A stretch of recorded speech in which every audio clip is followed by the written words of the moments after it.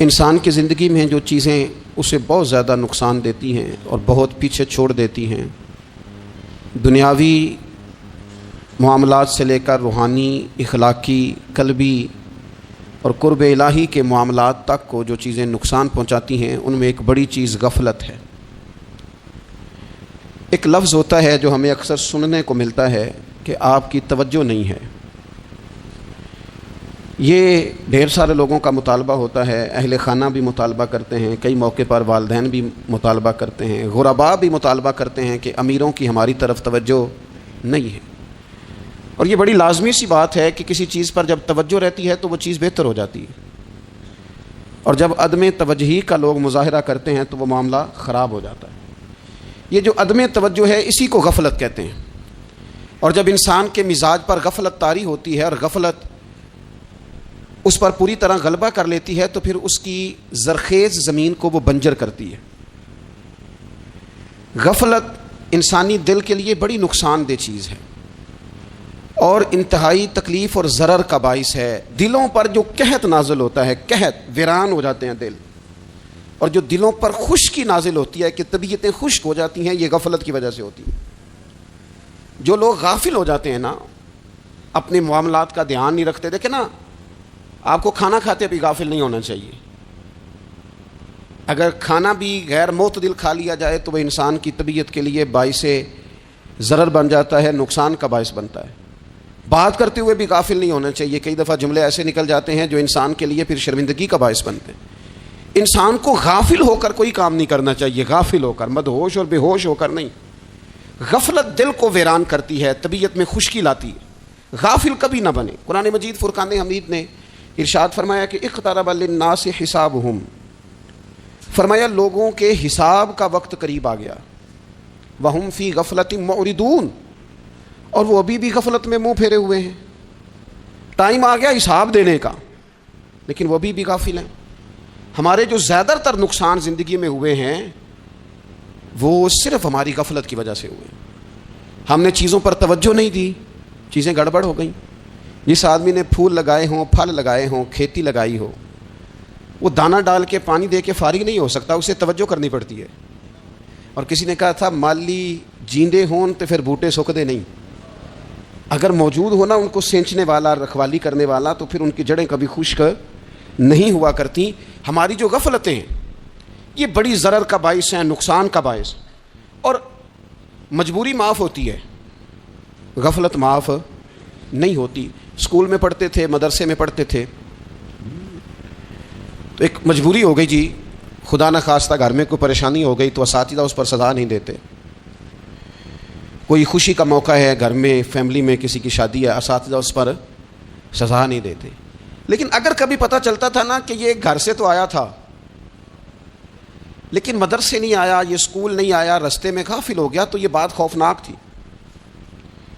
یہ قابل سزا جرم تھا کہ تو غافل ہو گیا اپنی پڑھائی سے، تو گھر سے آیا اور یہاں نہیں آیا۔ غفلت قابل سزا ہوتی ہے، مجبوری کی معافی ہوتی ہے۔ ہمارا آج کا جو مسئلہ ہے وہ غفلت کا ہے۔ ڈھیر سارے لوگ ہیں، سمجھدار بھی ہیں، سیانے بھی ہیں، معاملہ فہم بھی ہیں، باشعور بھی ہیں، تعلیم کی ڈگریاں بھی رکھتے ہیں، لیکن اگر ان کی زندگیوں کی تکلیفوں کو دیکھا جائے اور بے آباد روح کو دیکھا جائے اور سجدوں سے ان کی دوری کو دیکھا جائے تو ایک ہی بات سمجھ میں آتی ہے کہ پتہ سارا ہے لیکن لے ڈوبی ہے غفلت، توجہ نہیں کی۔ لائق بچہ بھی نالائق ترین زندگی گزارتا ہے، اس لیے کہ اس کے لائق ہونے کے ساتھ ساتھ اس کا توجہ کرنا بھی تو ضروری ہے نا۔ نرے لائق کا کیا فائدہ اگر وہ محنتی نہیں، اگر وہ توجہ ہی نہیں کرتا، اپنا سبق دھیان سے سنتا پڑھتا ہی نہیں، تو جتنا مرضی لائق ہو پیچھے رہ جائے گا۔ اور کئی نالائق ہوتے ہیں، رٹا لگا کے پاس ہوتے ہیں، پر چلو رٹا تو لگاتے ہیں نا، محنت تو کرتے ہیں نا، جد و جہد تو کرتے ہیں۔ کئی نالائق جد و جہد کے باعث آگے گزر جاتے ہیں اور کوئی اسی چکر میں رہ جاتے ہیں، میں بڑا لائق ہوں، کل پڑھ لوں گا، پرسوں پڑھ لوں گا، ہفتہ تیاری کر کے پاس ہو جاؤں گا۔ اپنی زندگی سے غفلت کا پردہ اٹھائیں۔ اور غفلت اس کے لیے فیصلہ کرنے کی ضرورت ہوتی ہے، پلاننگ کرنے کی نہیں، فیصلہ کرنے کی ضرورت ہوتی ہے کہ میں نے اب غفلت کرنی۔ ہم نہ جب بھی کوئی پروگرام بناتے ہیں تو منصوبہ بندی شروع کر دیں، منصوبہ بندی نہ کریں، فیصلہ کریں، کہیں کہ میں نے غافل نہیں ہونا۔ غفلت غرق دنیا کا نام ہے، اپنے آپ کو غفلت سے بچائیں۔ آپ دیکھیں حضرت کعب بن مالک رضی اللہ تعالیٰ عنہ فرماتے ہیں، بخاری میں موجود ہے، فرماتے ہیں کہ جنگ میں پیچھے رہ گیا تھا، میرا خیال تھا کل چلا جاؤں گا، گھوڑے اور سواریاں میرے پاس تیز ہیں، مضبوط ہیں، پرسوں چلا جاؤں گا، تیزی سے بھاگ کے میں پہنچ جاؤں گا، میں قافلے کے ساتھ شامل ہو جاؤں گا، لیکن بس تھوڑی سستی ہو گئی، ذرا غفلت ہو گئی۔ آپ فرماتے ہیں جب سب لوگ چلے گئے حضور علیہ السلام کے ساتھ جہاد میں اور میں پیچھے رہ گیا، تو پھر جب چند دن گزر گئے اور محبوب کے واپس آنے کا ٹائم ہو گیا، تو اب میں غور کرتا سمجھتا تو مجھے مدینے میں یہاں بزدل لوگ نظر آتے، اور کون نظر آتے؟ جو منافق تھے، وہ منافق بزدل دکھائی دیتے، یا مجھے عورتیں اور بچے دکھائی دیتے۔ میں پریشان ہوا، حضور واپس آ گئے۔ جنہوں نے بہانے کیے تھے نا منافقین نے، یہ مجبوری تھی اس لیے نہیں جہاد پہ گئے، یہ جنہوں نے بہانے کیے تھے انہیں مل گئی معافی، اور میں نے سچ بولا، میں نے کہا یا رسول اللہ میں غافل ہو گیا تھا۔ اب کہتے ہیں میں نے جب کہا نا حضور سستی ہو گئی تھی، ذرا غفلت ہو گئی، تو بندہ محبوب سے غافل ہو جائے، بندہ وہیں سے غافل ہو جائے، جو دم غافل سو دم کافر، سانو مرشد اے ہو پڑھایا۔ جب کہا نا حضور وہ غلطی ہو گئی، کوئی مجبوری نہیں تھی، تو فرماتے ہیں باقیوں کو معافی مل گئی، میرے ساتھ حضور ناراض ہو گئے۔ ایک دن نہیں، 2 دن نہیں، 50 دن حضور ناراض رہے۔ مدینے کی گلیوں نے مجھے پہچاننا چھوڑ دیا، در و دیوار سے مجھے یوں لگتا تھا کہ میں پردیسی ہوں۔ فرماتے ہیں میں مسجد میں آتا تھا، میں جب محبوب کو دیکھتا تو حضور رخ انور پھیر لیتے، اور مجھے پتا تھا جب میرا چہرہ ادھر ادھر ہوتا تو پھر کریم رحمت کی نظر فرماتے ہیں 50 دن مسلسل۔ پھر مجھے حکم ہوا کہ بیوی بھی بھیج دو، میکے بچے بھی بھیج دو، ننھال یعنی تنہا رہ جاؤ۔ فرماتے ہیں وہ میں نے قید تنہائی کاٹی، لیکن شکر اللہ کا یہ ہے کہ میں سچا تھا، بس ذرا بھول گیا تھا، بس ذرا غفلت ہو گئی تھی۔ تو فرماتے ہیں پھر اللہ تبارک و تعالیٰ نے میرے اوپر فضل یہ فرمایا کہ میری توبہ کا اعلان رب نے قرآن مجید میں فرمایا۔ تو غافل نہ بنے کبھی بھی، ہمارا نا مسئلہ یہ ہے، اور آپ نے ناراض نہیں ہونا، ڈھیر سارے لوگ غافل ہو جاتے ہیں، مالدار بھی غافل ہیں، صاحبان علم بھی الا ماشاء اللہ بہت ساری جگہوں پہ غافل ہیں۔ جن لوگوں کو 4 لوگ جاننے لگ جاتے ہیں، کوئی مقام حاصل ہو جاتا ہے، وہ بھی بہت ساری جگہوں سے غافل ہو جاتے ہیں الا ماشاء اللہ۔ غفلت بڑی تکلیف والا منظر ہے۔ جو لوگ سمجھتے ہیں نا میں اب گڈ بک میں آ گیا ہوں، اب میں اچھا ہو گیا ہوں، اب میرے لیے خیر کہا جاتا ہے، مجھے اچھائی شاید یہ مستقل میرے ساتھ رہے گی، تعریف ہی ہوگی ہمیشہ، وہ بھی غافل ہو جاتے ہیں، اور یہ غفلت ٹھیک نہیں ہوتی۔ وجہ دیکھنی چاہیے کس وجہ سے انسان کو وقار مل رہا، عزت مل رہی۔ اپنی زندگی سے غفلت کو اتار پھینکیں۔ تھوڑی دیر کی تو غفلت ہوتی ہے، لمبی تو نہیں۔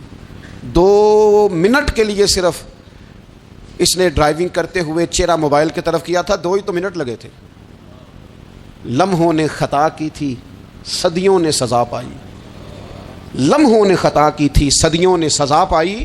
ایک لمحے کے لیے غافل ہوئے تھے اور صدیاں، نسلیں روتی رہ گئیں پیچھے، بچے تڑپتے رہ گئے، اہل خانہ پریشان رہ گئے، ماں باپ ساری زندگی روتے رہے، لیکن یہ 2 منٹ کے لیے۔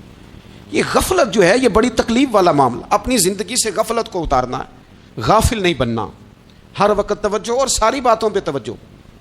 بعض اوقات لوگ ایک طرف توجہ کر کے ایک طرف سے غافل ہو جاتے ہیں، نہ، توجہ ہمہ پہلو رکھنی ہے۔ ہمارے ذمہ جتنے بھی حقوق ہیں ان سب پر توجہ، ہر چیز کا خیال، ایسا نہ ہو کہ عبادت کرتے رہ جائیں اور حقوق العباد ہم سے چھوٹ جائیں، اور حقوق العباد اتنے زیادہ ادا کریں۔ ایک صاحب مجھے کہنے لگے ایک دفعہ بڑے وثوق کے ساتھ، کہنے لگے جی معاذ اللہ سما نہیں جی ٹائم ملتا پھر نماز دا کی کریے، روزی کمانا بھی تو عبادت ہے نا۔ تو میں نے کہا آپ نے عبادت کرنا ایک حصہ قبول کیا ہے، آپ نے کل عبادت نہیں قبول کی۔ عبادت کل ہے، ہمہ پہلو، ایک حصہ آپ قبول کر کے نکل گئے اور باقی آپ نے چھوڑ دی۔ تو کسی ایک طرف سے بھی غافل نہیں ہونا، جتنی ذمہ داریاں ہیں، جتنی ڈیوٹیاں ہیں، ان سب کا خیال۔ اور جو بڑا آدمی ہوتا ہے، بڑا گھر میں بڑا ہو، قبیلے میں بڑا ہو، علاقے میں بڑا ہو، ادارے میں بڑا ہو، کلاس میں بڑا ہو، جو بڑا ہے اس کی تو ساری آنکھیں کھلی ہوئی ہونی چاہیے، ایک ایک پر اس کی نظر ہونی چاہیے کہ میری کہاں ضرورت ہے، کہاں مجھے اشک شوئی کرنی ہے، کس کے ساتھ میں نے کس طرح محبت کا رویہ رکھنا ہے۔ غافل نہ بنے۔ اچھا جی اب کیسے پتہ چلے گا کہ ہم غافل ہیں؟ یہ کیسے پتہ چلے گا؟ آپ کسی بندے سے بھی پوچھ لیں حالات کیا ہیں تو کہتا ہے اللہ کا شکر ہے کبھی کسی کا دل نہیں دکھایا، اللہ کا شکر ہے جی زمانہ ہو گیا 5 نمازیں پڑھتا ہوں، اللہ کا شکر ہے جی۔ کیسے پتہ چلے گا غافل ہیں؟ پہلی علامت ہمارے علماء اور صوفیاء نے غافل بندے کی لکھی ہے۔ اس آئینے میں نے اور آپ نے اپنا آپ دیکھنا ہے غافل بندے کی پہلی علامت یہ ہوتی ہے کہ وہ دنیاوی کاموں میں چست ہوتا ہے اور اللہ اور اس کے رسول کی فرما برداری میں سست ہوتا ہے. یعنی نماز کے وقت تو اسے نیند ستاتی ہے, پریشانی ہوتی ہے, لیکن اگر کسی جگہ مال مل رہا ہو, پیسے مل رہے ہوں, وہاں جانا ہو تو پھر اسے کوئی چیز بھی تنگ نہیں کر. دنیاوی کاموں میں چست ہوگا, یعنی ٹی وی کے آگے, موبائل کے آگے وہ گھنٹوں بیٹھا ہوا ہے, اور اگر اسے 25 منٹ قرآن پاک سننا پڑ جائے, اگر اسے 20 منٹ دینی محفل میں بیٹھنا پڑ جائے, اگر اسے کہا جائے کہ تو 20 رکعت نماز نفل ادا کر, دنیاوی کاموں میں چست ہے, دینی کاموں میں, یہ غفلت کی پہلی علامت. پھر ذاتی معاملات پہ پیسہ خرچ کرنا ہو تو ڈھیر سارا ہے, کسی غریب کی مدد کرنی ہو تو. وہ ہمارے ایک دوست ہیں, وہ اکثر کہا کرتے ہیں, وہ کہتے ہیں آج کل کسی سے کہنا فلائی کام میں, دینی کام میں, کسی کی مدد میں کچھ 4 پیسے خرچ کرنے ہیں, تو لوگ کہتے ہیں ہاتھ تنگ ہے. ہاں, کچھ سستا پلاٹ ملتا ہو نا, اور اگر یہ سمجھ آ جائے کہ وہ مجبور ہے بیچارہ بیچنے والا, تو پھر کہتے ہیں میں 2-3 دوستوں کو پھڑ لے سن. ذاتی کاموں میں جب بندہ چست ہو اور دینی کاموں میں سست ہو تو مطلب یہ ہے کہ بندہ غافل ہے. پہلی علامت غفلت کی. اور غفلت کی دوسری نشانی یہ ہے کہ انسان گناہ کے کاموں کو معمولی سمجھنے لگ جاتا ہے. یہ غافل بندے کی نشانی ہے. گناہ کو معمولی سمجھتا ہے, چھوٹا سمجھتا ہے. آج کل لوگ کہتے نہیں میں کو اکیلا کر رہا ہوں, ساری دنیا ہی کرتی ہے. اور جناب کیا ہو گیا, اگر یہ غلطی ہو گئی تو بندے سے ہو ہی جاتا ہے. گناہ کو معمولی سمجھنا, چھوٹا سمجھنا, اور کہنا پھر کیا ہو گیا ہے, انسان سے غلطی ہو جاتی ہے. آپ دیکھ لیں کہ سینکڑوں بیسیوں گناہوں کا بوجھ ہمارے سروں پہ ہوتا ہے, لیکن کوئی ہمارا دبدبہ ہے, کوئی ہماری گفتگو ہے, کوئی ہمارے جملوں میں خود پسندی ہے, کوئی ریاکاری ہے, کوئی تصنع ہے. یہ غافل بندے کی علامت ہے. نبی اکرم صلی اللہ تعالیٰ علیہ وآلہ وسلم نے فرمایا مومن اپنے گناہوں کو پہاڑ کی طرح سمجھتا ہے. یہ بخاری میں حدیث ہے. مومن پہاڑ کی طرح جانتا ہے اور وہ ڈرتا ہے کہ کہیں وہ پہاڑ اس کے اوپر گر نہ جائے, یعنی کہیں مجھے میرے گناہ کی سزا نہ مل جائے. چھوٹے گناہ کو بھی پہاڑ جانتا ہے, یار مجھ سے غلطی ہو گئی, مجھے ٹھیک کر لینی چاہیے, مجھے معافی لے لینی چاہیے, مجھے توبہ کر لینی چاہیے. مومن اپنے اوپر گناہ کو پہاڑ کی جانب سمجھتا ہے. اور حضور علیہ الصلوۃ والسلام فرماتے ہیں کہ یہ جو فاسق اور فاجر ہوتا ہے نا, اللہ کا نافرمان, یہ گناہ کو مکھی کی طرح سمجھتا ہے. یہ سمجھتا ہے میں نے اشارہ کرنا ہے, مکھی نے اڑ جانا ہے. مومن کی علامت یہ ہے کہ وہ پہاڑ جانتا ہے, اگر غلطی ہو جائے تو پہاڑ. امام اعظم ابو حنیفہ رحمۃ اللہ علیہ گزر رہے تھے تو بارش ہو گئی تھی اور کوفہ میں کیچڑ تھا, تو آپ نے جو جوتے پہنے ہوئے تھے ان جوتوں سے چلتے ہوئے نا آپ کے پاؤں سے کچھ مٹی اڑی, تو سامنے ایک یہودی تھا. اب اس زمانے میں دیواریں کچی ہوتی تھیں, اس کے دیوار پر جا کے وہ مٹی جو تھی وہ لگ گئی. اب امام صاحب بڑے پریشان ہوئے کہ میں نے اس کی دیوار کو آلودہ کر دیا. یہاں تو لوگ اپنی اینٹیں رکھتے رکھتے کئیوں کی دیواریں توڑ ہی دیتے ہیں, اور پھر وہ اس پر ماننے کو بھی تیار نہیں ہوتے, تسلیم کرنے کو بھی تیار نہیں ہوتے. وہ کہتے ہیں پھر کیا ہو گیا, اب ہمارا یہاں گھر ہے تو ہم نے ٹرالی منگوانی نہیں تھی, ہمارا حق بنتا تھا. امام صاحب کے پیروں سے ذرا کیچڑ اڑا, یہودی کی دیوار پہ لگا, اس کی کچی دیوار تھی. امام صاحب پریشان ہو گئے, سوچنے لگے کہ اگر میں دیوار سے یہ کیچڑ اتارتا نہیں تو یہ بھی زیادتی ہے, میں نے اس کی دیوار کو گدلا کر دیا, اور اگر میں اتارتا ہوں تو کچھ مٹی اس کی دیوار کی بھی اتر جائے گی, کچی دیوار ہے, یہ بھی زیادتی ہے. مومن گناہ کو پہاڑ کی طرح سمجھتا ہے کہ کہیں گر نہ جائے, اس کی بھی کہیں سزا نہ مل جائے. امام صاحب نے اس کے دروازے پہ دستک دی, وہ باہر آیا تو اتفاق سے وہ آپ کا مقروض بھی تھا, اس نے پیسے دینے تھے. باہر نکلتے ہی کہنے لگا اوہ آپ تو قرض لینے آ گئے, میرے پاس تو ابھی گنجائش نہیں ادا کرنے کی. تو امام صاحب کہنے لگے تو قرض چھوڑ, وہ میں نے معاف کیا, میرے سے ایک غلطی ہو گئی ہے. میں آ رہا تھا, لکڑی کے جوتے اس زمانے میں کھڑاؤں لوگوں نے پہنے ہوتے تھے, کہا وہ میرے پیروں سے ذرا کیچڑ اڑا ہے, تیری دیوار پہ لگ گیا ہے. اب میں بڑی دیر سے کھڑا سوچ رہا ہوں کہ اگر میں تیری دیوار صاف نہ کروں تو میں نے یہ میلی کر دی, گدلی کر دی, یہ بھی بات درست نہیں ہے, زیادتی. اور اگر میں اسے صاف کرتا ہوں کچی دیوار سے کچھ مٹی اتر جائے گی تو یہ بھی زیادتی ہے. اب تو بتا میں کیا کروں. تو بے موسمہ پھل تھا نا یہ, تو بے موسمہ پھل دیکھ کے بندہ حیران ہو جاتا ہے. جو باتیں روٹین میں نہ ہو رہی ہوں وہ ذرا انوکھی لگتی ہے, بندہ حیران ہو گیا. غور سے امام صاحب کا چہرہ دیکھنے لگا, غور سے چہرہ دیکھنے لگا. اور پھر تھوڑی دیر سوچنے کے بعد کہنے لگا حضور پہلے میں نے دین اسلام کے بارے میں پڑھا اور سنا تھا, آج میں نے دین دیکھا ہے. پہلے میں نے سنا تھا کہ دین اسلام اس طرح کا ہے, آج میں نے دین. ہم نہ پوری دنیا کے کافروں کو دین سنانا چاہتے ہیں, دکھانا نہیں چاہتے. ہم نیک نظر آنا چاہتے ہیں, نیک بننا نہیں چاہتے. ہم نیک نظر آنا چاہتے ہیں. نتیجہ کیا نکلتا ہے کہ کچھ عرصے کے بعد پتہ چل جاتا ہے بندہ کس لیول کا نیک ہے, کیا معیار ہے اس کی نیکیوں کا. کہنے لگا حضور پہلے میں نے دین سنا تھا، آج دیکھا ہے۔ آپ وہ مٹی کی دیوار پر جو کیچڑ لگ گیا ہے دیوار کو بعد میں صاف کیجئے گا، پہلے کلمہ پڑھائیں تاکہ میرے اندر کا کفر صاف ہو جائے، مجھے مسلمان کر دیں۔ تو غافل آدمی جو ہوتا ہے نا وہ پھر تیسری بات، جب بندہ بہت زیادہ غافل ہو جاتا ہے پھر اعلانیہ گناہ کرنے لگتا ہے۔ ایک گناہ پھر اس کا اظہار گناہ۔ ایک بندہ حدیث پاک میں آتا ہے، ایک بندہ رات کو کوئی غلطی کرتا ہے، اللہ تعالیٰ اس پہ پردہ ڈال دیتا ہے، لیکن وہ سویرے خود لوگوں کو بتاتا پھرتا ہے میں نے یہ کیا، میں نے یہ کیا۔ جب آپ اظہار گناہ کرتے ہیں نا تو سامنے والا بھی دلیر ہوتا ہے، کہتا ہے اس نے کیا میں کر لوں گا تو پھر کیا ہوا۔ ہمارے علماء نے لکھا ہے کسی کی نماز قضا ہو جائے تو کسی کو بتائے نہ، قضا پڑھ ڈالے، اس کا جگہ جگہ ذکر نہ کرے۔ جب آپ کہیں گے نا میری قضا ہو گئی تو آپ کے ساتھ رہنے والا بچہ دوست سمجھے گا یار اس کی قضا ہو گئی ہے تو میری بھی ہو جائے گی تو کیا ہوگا۔ گناہ کرنا بھی گناہ ہے اور گناہ کا اظہار بھی گناہ ہے۔ نبی اکرم صلی اللہ تعالیٰ علیہ وآلہ وسلم نے ارشاد فرمایا میری ساری امت کو معافی مل جائے گی سوائے ان لوگوں کے جو اعلانیہ گناہ کرتے ہیں۔ یہ بخاری مسلم دونوں میں حدیث موجود ہے۔ جو اعلانیہ گناہ، جنہوں نے خود ساری دنیا کو گواہ بنا لیا میں نے یہ بھی جرم کیا، یہ بھی کیا، یہ بھی کیا، یہ بھی کیا، خود انہوں نے لوگوں کے، بہت بڑے غافل آدمی کی علامت ہے کہ گناہ کرے اور پھر اوپر سے اعلانیہ گناہ کرے، اتنا بڑا جرم کرے۔ پھر چوتھی علامت اگر ہم دیکھنا چاہیں، ہم غافل تو نہیں، تو غافل بندے کی چوتھی علامت یہ ہوتی ہے کہ وہ فضول کاموں میں وقت بڑا ضائع کرتا ہے۔ فضولیات میں ادھر بیٹھے ہیں ادھر بیٹھے ہیں، یہاں گپ شپ ہو رہی ہے، وہاں موبائل دیکھا جا رہا ہے، پھر کچھ ٹائم ملا ہے تو پھر کہیں دور دراز کسی ہوٹل پہ کھانا کھانے چلے گئے، پھر کچھ ٹائم ملا تو چلو نکلتے ہیں ذرا کوئی ہفتہ سیر کر آتے ہیں، یہاں گپ شپ ہے، فلاں کو ڈسکس کر لیتے ہیں، فلاں کے بارے میں بات کر لیتے ہیں، سیاسی تبصرے کر لیتے ہیں، یہ تھوڑی گفتگو ہو جاتی، چلے محلے داروں پہ تبصرہ شروع کرتے ہیں، کون روٹی زیادہ کھا رہا ہے اور کس کے پاس پیسے زیادہ آ گئے، چلو جا کے پتہ کرتے ہیں۔ حالانکہ یہ پتہ نہیں کرنا چاہیے تھا، پتہ تو اس کا کرنا چاہیے تھا جو بیچارہ کل سے بھوکا ہے، خبر تو اس کی رکھنی چاہیے تھی جس بیچارے کے گھر میں بچوں کے لیے پہننے کو کپڑے موجود نہیں ہیں۔ اس پر تبصرہ یہ کرتے ہیں کہ یہ محنت کیوں نہیں کرتے، اور اگر کسی پر اللہ عطا کر دے پھر حساب ضرور لگاتے ہیں کہ ذرا معلومات کرو یہ اتنی جلدی آگے کیسے نکل گئے۔ غافل بندے کی علامت ہے وقت کا ضائع کرنا اور فضول کاموں میں ضائع کرنا اور بلا وجہ ضائع، اور ایسے سوالات کرنا جن کی ضرورت ہی کوئی نہیں، بالکل ضرورت ہی نہیں، کوئی مطلب ہی نہیں، لیکن ہم لوگ وقت ضائع، یہ غفلت کی علامت ہے۔ غفلت اللہ والوں کی علامت کیا تھی؟ ایک بات انہوں نے زندگی میں لے لی، سیکھ لی، پھر ساری زندگی اسی پہ گزار دی۔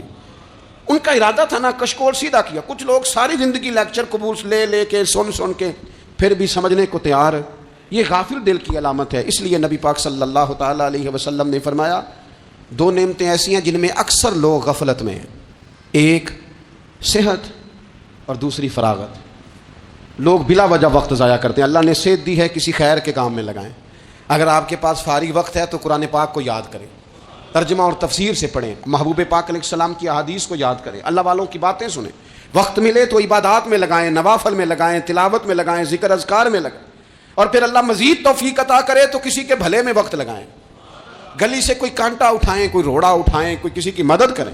لیکن یہ غافل ہونے کی علامت ہے کہ اپنے وقت کو ضائع کرنا۔ اور پھر اسی طرح غفلت کی پانچویں علامت یہ ہے کہ اگر بندے کو دنیا سے پورا پیار ہو جائے، یعنی شب قدر میں بھی آ کے کہتا ہے یا اللہ کبھی پیسے دے دینا، شب برات والے دن بھی کہتا ہے کہ مالک اگر کبھی کوئی ایسا سبب لگ جائے نا، یعنی بیت اللہ شریف کے سامنے کھڑے ہو کے بھی اگر اس نے مال ہی مانگنا ہے وہاں بھی اس نے یہی سوال کرنا ہے، حب دنیا اتنی غالب آ جائے، تو یہ غافل ہونے کی علامت۔ دنیا ضرورت ہے، مقصد نہیں ہے، دنیا کی حاجت ہے، مقصد نہیں ہے، یہ مقصود نہیں۔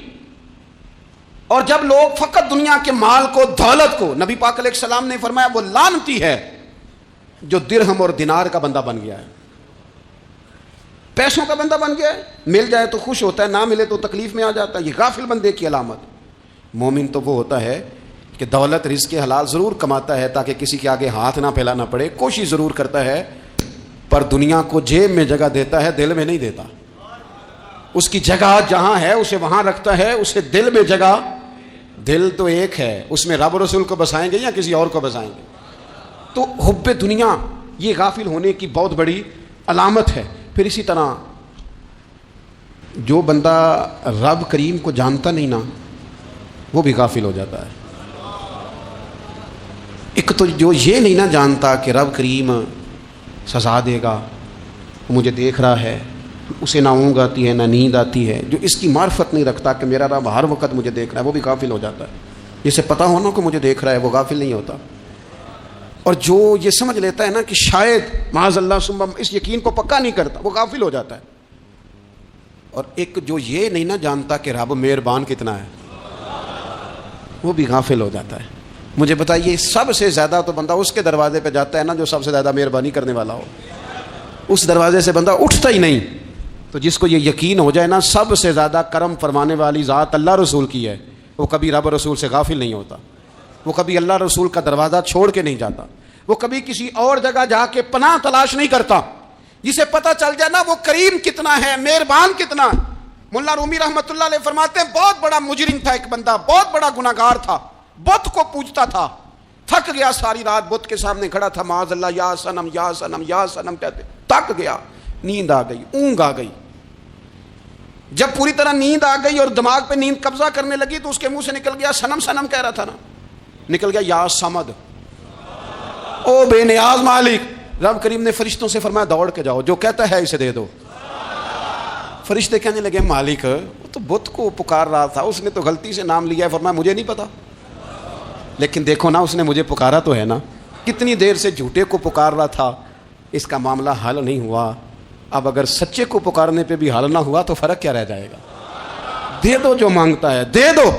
میرے دوست گھر پتہ چل جائے وہ کریم کتنا ہے، وہ مہربان کتنا ہے۔ میرے رسول پاک علیہ الصلوۃ والسلام نے تو فرمایا تیری آنکھ سے اگر اس کے خوف سے اتنا آنسو بھی نکل گیا جتنا مچھر کا پر ہوتا ہے، تو جس طرح بھینس کے تھنوں سے نکلا ہوا دودھ واپس تھنوں میں نہیں نہ جاتا، جو اتنا بھی روئے نہ روئے اللہ کے خوف سے، وہ بندہ دوزخ میں نہیں جائے گا۔ تھوڑی دیر کے لیے ڈر جائے اپنے رب سے، آئے تو صحیح۔ عدم معرفت غفلت پیدا کرتی ہے، تو آ تو صحیح، وہ تو کریم ہی بڑا ہے، وہ تو مہربان ہی بڑا ہے۔ حضرت زنیرہ رضی اللہ تعالی عنہ حضور کی صحابیاں ہیں، ایام جو مکے کے تھے مسلمانوں پر بڑی آزمائش کے تھے، انہیں بڑا مارا کفار نے، اتنا مارا کہ ان کی بینائی چلی گئی، نظر آنا بند ہو گیا۔ کافروں کی عورتوں نے تانا دیا کہ تو نے ہمارے بت چھوڑے ہیں نا، تو دیکھنا تیری بینائی چلی گئی۔ تو جناب زنیرہ اللہ پہ بھروسہ، توکل، معرفت الہی کا جذبہ، اٹھ کے کھڑی ہو کہنے لگی چپ کرو، تمہارے جھوٹے بت کیا کر سکتے ہیں، میرا رب چاہے تو صبح جب میں اٹھوں تو میری آنکھیں روشن ہو، اگر کریم کرم کر دے۔ لوگ کہتے ہیں واقعی ایسا ہوا، جب وہ سویرے اٹھی تو اللہ نے ان کی روشنی واپس کر دی تھی۔ تجھے پتہ چل جانا وہ مہربان کتنا ہے۔ وہ ایک بزرگ تھے تو ان سے کسی نے کہہ دیا کہ اگر آپ کا حساب آپ کے ماں باپ کے ذمہ ہو جائے تو پھر کیسا، پوچھنے کے لیے قیامت میں اگر ماں باپ حساب لیں تو پھر کیسا۔ تو بڑے سیانے لوگ تھے جو دل والے تھے، کہنے لگے نہیں، رب کریم ہی ٹھیک ہے، اس لیے کہ وہ ماں باپ سے کہیں بڑھ کر پیار کرنے والا ہے۔ اگر یہ معرفت مل جائے وہ کریم کتنا ہے، اور جب بندہ پوری طرح اس کی بارگاہ میں آ کے تڑپ جاتا ہے نا، مولا میں جاؤں کدھر، تیرا دروازہ چھوڑ کے جاؤں کدھر۔ اقبال کہتے ہیں وہ ایک سجدہ جسے تو گراں سمجھتا ہے، 1000 سجدوں سے دیتا ہے آدمی کو نجات۔ تجھے جگہ جگہ جھکنا نہیں پڑے گا اگر تو صحیح معنوں میں اپنے رب کی بارگاہ میں جھک جائے۔ تو میرے عزیز کوشش کریں کہ اس کی معرفت، اس کا کرم، اس کی عطا، اور اللہ تبارک و تعالیٰ کے حاضر و ناظر ہونے پر عین الیقین، حق الیقین حاصل کریں۔ اور پھر 8ویں بات یہ ہے کہ غافل لوگوں کی صحبت بھی بندے کو غافل کر دیتی ہے۔ غافلوں کی صحبت میں نہ بیٹھیں، ان کی صحبت میں بیٹھیں ان کے پاس بیٹھنے سے دل میں رب رسول کی محبت پیدا ہوتی ہے۔ غافلوں سے بچیں۔ چنگیاں دے لڑ لگی ساں تے چولی چ پھل پئے، تے جدوں میں پیڑیاں دے سنگ رل گئی تے میرے اگلے بھی ڈل گئے۔ برے آدمی کی صحبت بندے کو غافل کر دیتی۔ غافلوں کی صحبت میں کبھی نہ بیٹھیں، کبھی نہیں۔ غافل آدمی آپ کو غافل کر دے گا۔ میرے نبی پاک علیہ الصلوۃ والسلام نے فرمایا انسان اپنے دوست کے مذہب پر ہوتا ہے۔ یہ بہت بڑے لفظ ہیں۔ فرمایا المرء علی دین خلیلہ، انسان اپنے دوست کے مذہب پر ہوتا ہے۔ تو دیکھ تو نے دوست کس کو بنایا ہے، جو تیرے دوست کا مذہب ہوگا وہی تیرا ہو جائے گا۔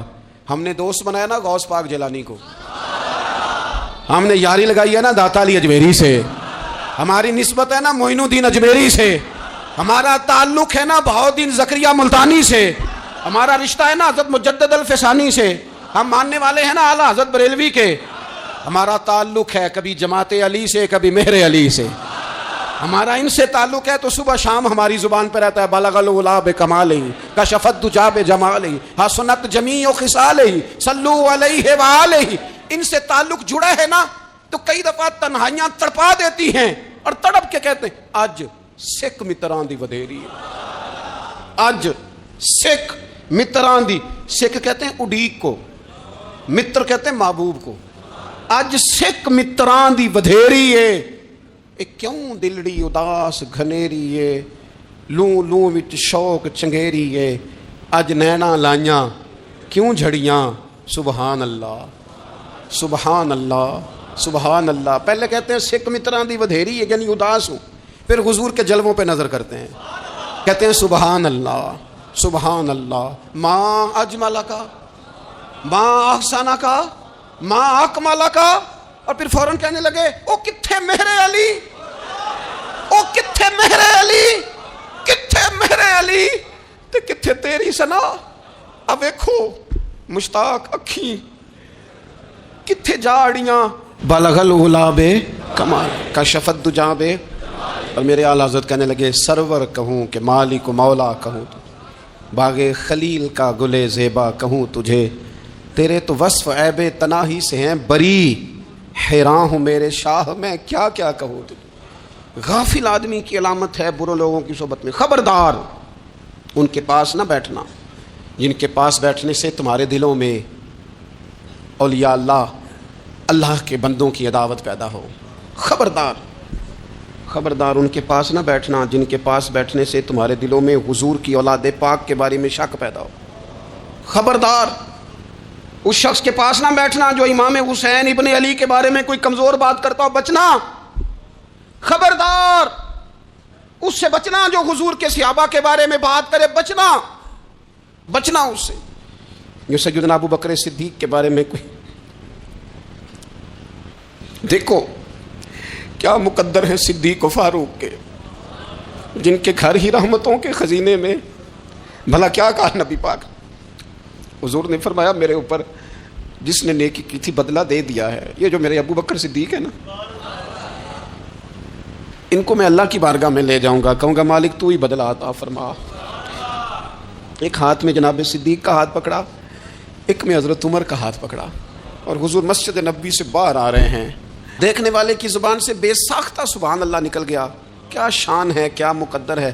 تو حضور علیہ السلام رک گئے اور روک کے فرمایا تو حیران ہو رہا ہے نا، تو حیران ہو رہا ہے نا کہ میں نے ایک ہاتھ میں ابو بکر کو پکڑا ہے، ایک میں عمر کو پکڑا ہے. فرمایا قیامت میں جب میری قبر کھلے گی تو میں اسی طرح قبر سے نکلوں گا، اس طرح میدان محشر میں میں آؤں گا.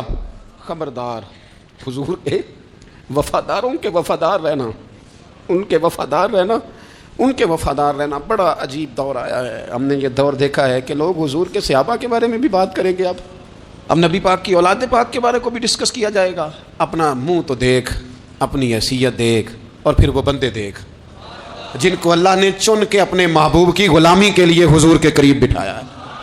تو بچنا ایسے لوگوں سے، پرہیز کرنا. خبردار عقیدہ ستھرا رکھنا، عقیدہ ستھرا رکھنا، صاف رہنا، پاکیزہ رہنا، غافلوں کی صحبت سے بچنا. بڑا ڈرتے ہیں اللہ سے، دعائیں مانگتے ہیں یا اللہ نسلوں میں بھی وہی بندے پیدا فرما جو عقیدے پکے رکھنے والے ہیں.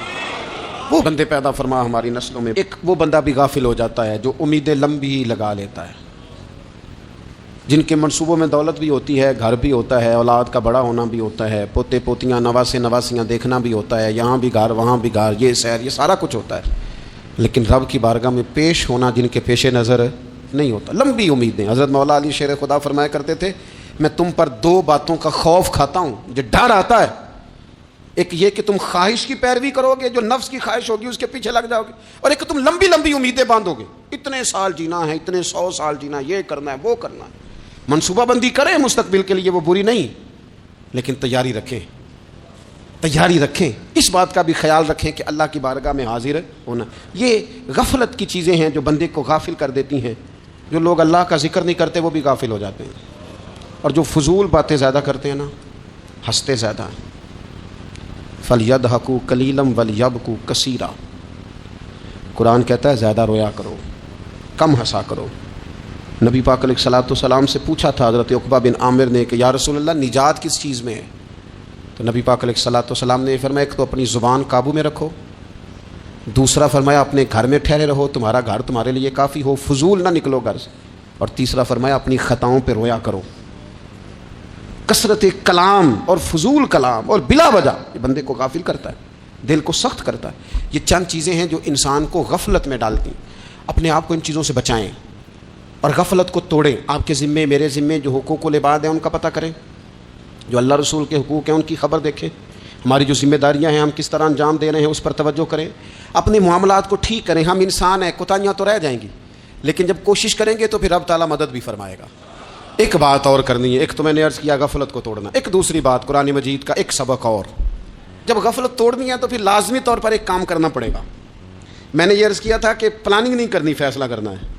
تو فیصلہ کرنا ہے تو کرنا کیا ہے؟ پھر قرآن حکیم نے سورہ بقرہ میں کہا فاستبقوا الخیرات، یعنی تم نیکیوں کی طرف دوڑو، جلدی جلدی نیکیاں کرو، فٹافٹ، دیر نہ کرو۔ فٹافٹ سے مراد یہ نہیں کہ نیکی جلدی جلدی کر جاؤ، یعنی ٹال مٹول نہ کرو خیر کے کام میں، کل کریں گے، پرسوں کریں گے، عمرہ کر رہے ہیں پھر نیکی ہیں، حج کر رہے ہیں پھر نیکی ہیں، بچے بیال ہوں پھر میں نیک ہوں، یہ تھوڑا سا یہ کام ٹال مٹول۔ فاستبقوا الخیرات، نیکیوں کی طرف دوڑو، جلدی کرو، بھاگو۔ نبی پاک صلی اللہ تعالیٰ علیہ وسلم نے فرمایا 5 چیزوں سے پہلے غنیمت جانو۔ حضور علیہ الصلوۃ والسلام فرمانے لگے ایک تو تم جوانی کو نہ بڑھاپا آنے سے پہلے غنیمت سمجھ لو۔ نبی کریم صلی اللہ تعالیٰ علیہ وآلہ وسلم ارشاد فرمانے لگے کہ اپنی صحت کو غنیمت جان لو، بیماری آنے سے پہلے۔ پھر حضور علیہ الصلوۃ والسلام فرمانے لگے اگر اللہ نے تمہیں مال دیا ہے، وسعت دی ہے، تو نیکی کر لو، خرچ کر لو اللہ کے راستے میں، خدا نہ خواستہ تم پر غریبی آ جائے۔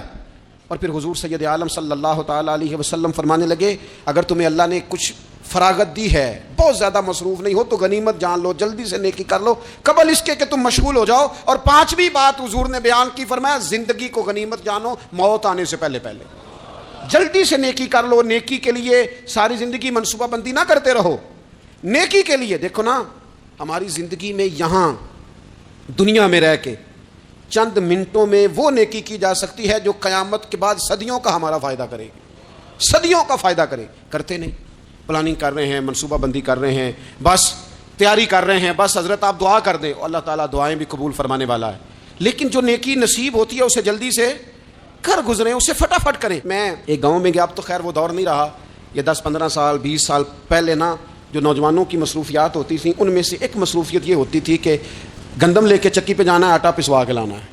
یہ ایک بڑی، چونکہ سبھی گھروں کے اندر سال کے لیے گندم اسٹاک کر لی جاتی تھی، تو گندم لے کے جانا یہ ایک ڈیوٹی ہوتی تھی۔ ایک نوجوان ایک گاؤں میں، اس کی مجھے تعریف سننے کو ملی، تو ایک بوڑھی اماں کہنے لگی یہ تو بڑا نصیباں والا ہے، سارے اندر آٹا پہ آلے ہوتا ہے، اور آتے جاتے پوچھ لیتا ہے کہ اماں کوئی، کہنے لگی میرے بچے باہر ہوتے ہیں، یہ مجھے دوائی بھی لا دیتا ہے شوگر کی، میں مریضہ ہوں۔ یعنی خیر جتنی ہو سکے، جتنی۔ میرے ایک سنگی ہیں، تو سڑک پہ کوئی بندہ کھڑا ہوتا ہے نا، اللہ تعالیٰ انہیں سلامت رکھے، بندہ کھڑا ہوتا ہے تو کہتے ہیں میں اس سے پوچھ لیتا ہوں بابا جی کدھر جانا ہے، فلانی جگہ جانا ہے، تو کہتے ہیں میں موٹر سائیکل پہ بٹھا لیتا ہوں۔ بندہ دیکھ کے مجھے سمجھ آ جاتی ہے ضرورت مند ہے، کوئی چور نہیں، کوئی ڈاکو نہیں، ضرورت مند ہے، میں اسے منزل تک نیکی جتنی میسر آئے، جس حد تک میسر آئے۔ کیا کہا ہمارے نبی پاک علیہ السلام نے؟ حضور نے ہم سے فرمایا کچھ نہ ہو سکے تو بات ہی مسکرا کے کر لینا، اس پر ہی اللہ صدقے کا ثواب عطا کرے۔ فاستبقوا الخیرات، جلدی سے نیکی کر لو، اپنے نامہ اعمال میں روز نیکیاں جمع کرو، کوئی نہ کوئی خیر کا کام روز کرو اور جلدی سے کرو۔ صحیح مسلم میں حدیث ہے، نبی پاک صلی اللہ تعالیٰ علیہ وسلم فرمانے لگے جلدی جلدی نیکی کے کام کر لو ان فتنوں سے پہلے جو اندھیری رات کے حصوں کی طرح فتنے ہوں گے۔ فرمایا اس وقت حال یہ ہوگا کہ آدمی صبح مومن ہوگا، شام کو کافر ہو جائے گا، شام کو مومن ہوگا تو صبح کافر ہو جائے گا۔ اور فرمایا لوگ دنیا کے بدلے اپنا دین تک بیچ ڈالیں گے۔ معاذ اللہ جھوٹی قسمیں نہیں کھائی جاتی، جھوٹا قرآن مجید نہیں لوگ اٹھا لیتے، لوگ دنیا کے لیے دین بیچ ڈالیں گے۔ اس سے پہلے جب فتنے اتنے زیادہ ہو جائیں، اس سے پہلے نیکی کر لو، کوئی خیر کا کام کر لو، جلدی سے کچھ ایسا کر لو۔ حضرت عقبہ بن حارث رضی اللہ تعالیٰ عنہ فرماتے ہیں یہ دیکھیں ہمارے نبی پاک علیہ السلام کی سیرت کیا ہے، حضور کا اسوہ کیا ہے، نبی پاک علیہ السلام ہماری تربیت کس طرح کرتے ہیں۔ حضرت عقبہ بن حارث رضی اللہ تعالیٰ عنہ کہتے ہیں ہم نے نبی پاک علیہ السلام کے ساتھ عصر کی نماز پڑھی، یہ صحیح بخاری میں موجود ہے۔ فرماتے حضور سلام پھیرتے ہی فوراً اٹھ کے گھر تشریف لے گئے، یہ ہمارے لیے نا انوکھی بات تھی، غیر متوقع تھی، پہلے کبھی ایسا ہوا نہیں۔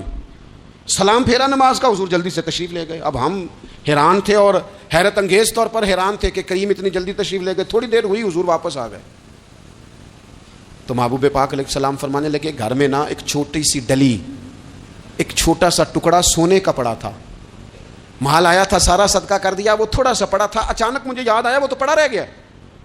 تو حضور فرمانے لگے میں نے کہا کہیں ایسا نہ ہو جائے کہ ساری رات گزر جائے اور میرے گھر میں پڑا ہی رہ جائے، میں جلدی سے جا کے اسے خیرات کر دوں۔ میں نے خیرات کیا، پھر میں واپس آ گیا ہوں، جلدی سے نیکی، جلدی سے نیکی کر لی جائے۔ ہم بڑا انتظار کر رہے ہیں، بڑا لمبا ہمارا پروگرام ہے، ہمارے پاس ٹائم ہی بڑا ہے، کسی نے کان میں کہہ دیا ہے تیرے پاس بڑا وقت ہے، ابھی تو بڑی عمر پڑی ہے، ابھی تو جناب اور میرے بھائی یہ لوگوں کے کہنے کی باتیں ہیں، پھر پتہ ہی نہیں چلتا حالات کس طرح کے ہو جاتے ہیں اور کیا معاملات انسان کے ساتھ درپیش ہوتے ہیں۔ جتنی خیر میسر آئے، جتنا بھلا میسر آئے، جتنی انسان کو توفیق ملے۔ میں نے بزرگوں کو دیکھا، اپنے اصحاب کو، پہلے وہ خدام سے کہتے کہ میں سونے لگا ہوں، اور پابند کرتے لوگوں کو کہ فلاں وقت، بزرگوں کو میں نے دیکھا اپنے، وہ پابند کرتے لوگوں کو کہ فلاں وقت میں موجود ہوں گا، آنا، خود پابند فرماتے، اور پھر جب بیدار ہوتے نا تو سب سے پہلے خدام کو بلا کے پوچھتے کوئی مہمان تو نہیں آیا؟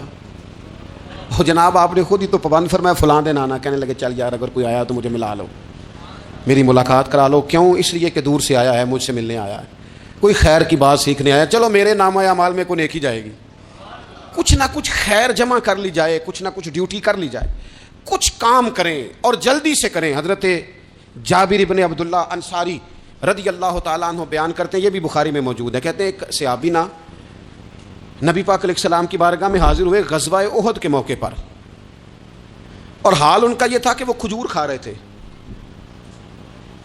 اور کھجور انہوں نے منہ میں رکھی ہوئی تھی۔